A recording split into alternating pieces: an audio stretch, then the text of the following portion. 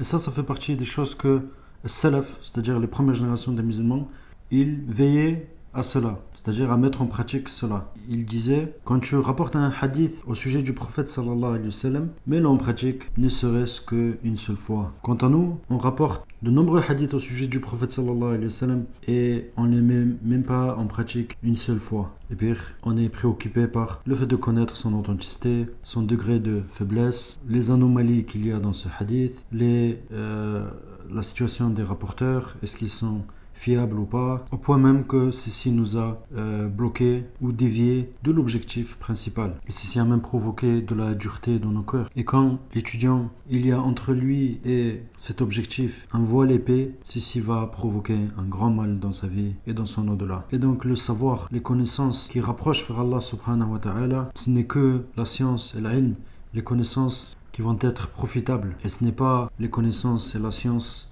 qui vont t'élever auprès des gens. Car la science qui va t'élever auprès des gens, il se peut qu'elle t'élève au sommet et puis elle va te faire basculer au feu de l'enfer. Quant à la science qui t'est profitable, celle qui va te rapprocher d'Allah subhanahu wa ta'ala, c'est cette attention que tu vas porter à cet état de servitude que tu vas vouer à Allah subhanahu wa ta'ala.